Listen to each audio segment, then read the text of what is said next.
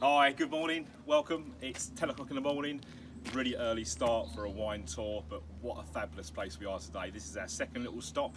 We're at Brenley Vineyards.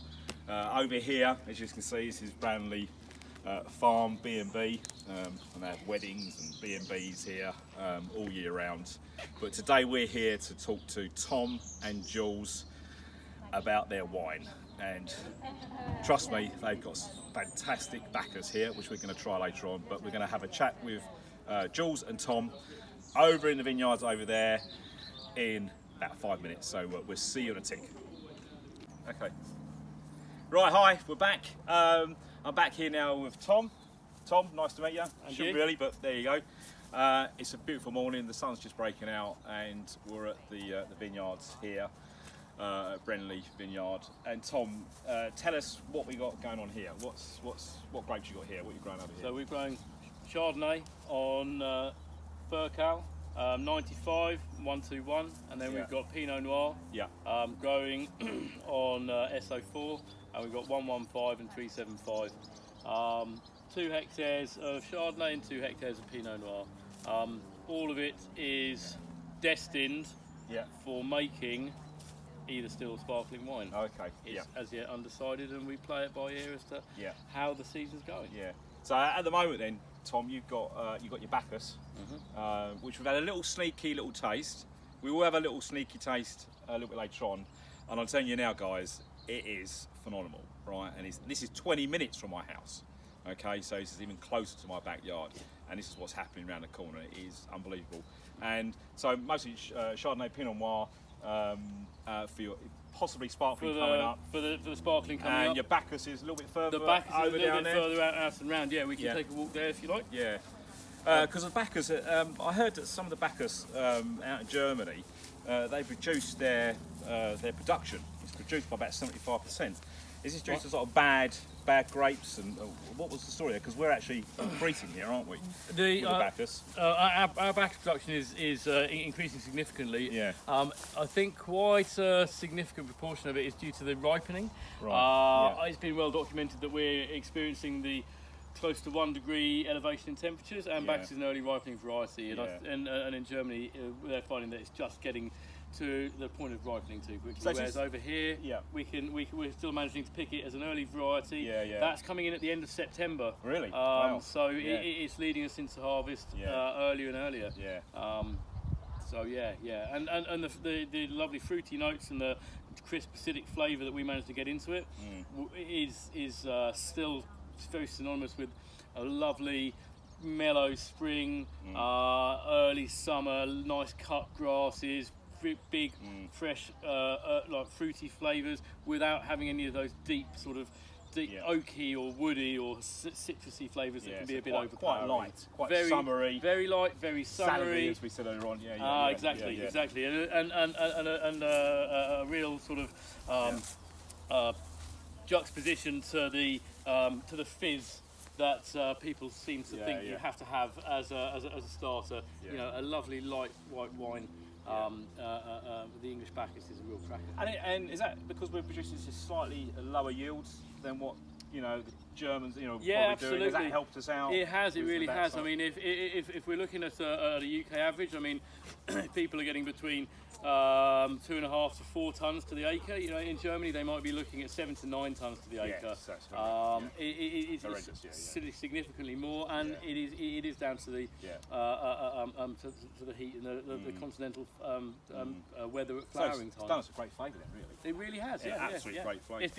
It's become an English grape variety. Yes, it's more and more popular, isn't it? Everywhere you go now, isn't it? It's Bacchus is mentioned. The old German vine. The old German grape. So are we heading towards sort of over here? Is sort of more the Bacchus sort of. Okay, so we're here over sort of near more the sort of Bacchus area of vines. Tom, so what's the history of the place? Because it feels, and this place is absolutely gorgeous, by the way. It feels like the history is just, how long have we been here? When was the house built and how long your family had it. Well, thank you very much for saying. And yes, it's a lovely place, and we are very fortunate that we have been living here living and farming here as a family for 5 generations now. 5 generations, wow. As named family, and then the family ties go back through the years to about 150 years, which we've been farming the same land and living in the same house. Yeah. It's quite a privilege to be able to call it home, and I really hope that this is the next chapter in managing it for the future. Yeah. Historically, it's always been a Brenley farm has always been a mixed farm, growing cherries, apples, pears, hops. Very synonymous with the Kent hop picking holidays. We still have 2 families of East Londoners who have been coming here for 4 generations. So they still come down? They still come down. They still live on site. We still they still maintain their hop picking huts, and they still stay in them. So that old as their traditional, holiday. because my nan's nan, to come down as a family from South London. Exactly. Many family would say, right, well, we're going to the huts, and they're going to go and look after them. We still have that on the farm. Well, that's great, isn't it? That's great. Hopefully, that sort of tradition, that sort of history that we've been able to nurture, we've been able to maintain, it can pass into the vines. It can pass into the new tradition. And why not? When my son and my grandson grow up, perhaps they can say, this has been here for as long as the hills. 200 years. Perhaps. Yeah, and it'd be real nice to know. It is fabulous, and also you're doing weddings here now. And all that sort of thing. Just touched on it earlier on. So if you want to have a fantastic wedding, I mean, this is the place to go. We missed out on that one. I got married quite late, but I still missed out on it. So I should have. If I don't know, renew your vows. We don't know. Yeah, if I don't know, I would have come here. It's a fantastic place. And so how old are the actual vines here? How old are they now? So we've since they were first planted. Yeah, we've had a system of planting. Our first vineyards went in 2012, and they started producing from 2014 onwards.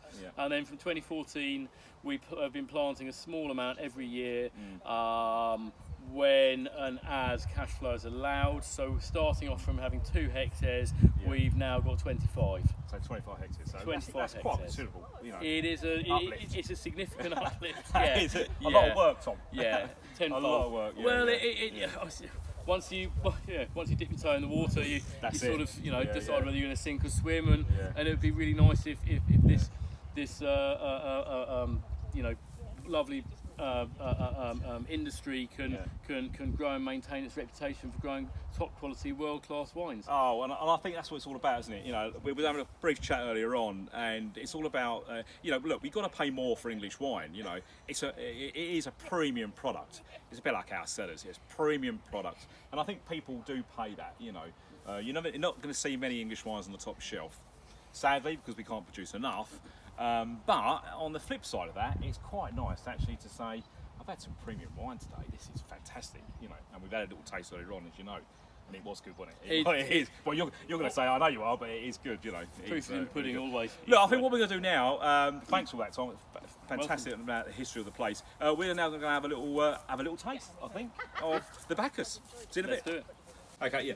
All right, so here we are. Right, so we're over in this beautiful gazebo, just away from the main house and next to a beautiful willow tree, but also we've got some beautiful wine, Tom.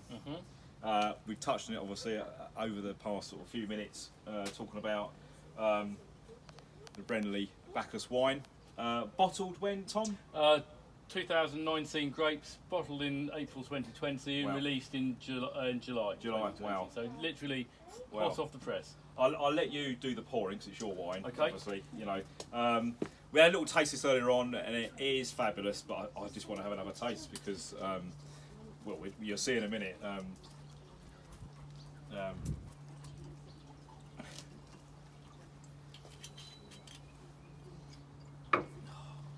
So straight away you got florally, melon.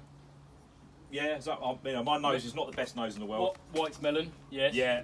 I can obviously, and then that florally of the Bacchus. Oh.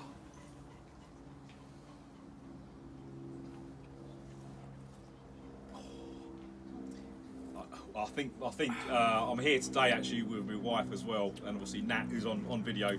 I think we could possibly stay here all day and just drink this wine because it is fabulous, isn't it? Well, it's very kind of you to say. And basically bottled in 19.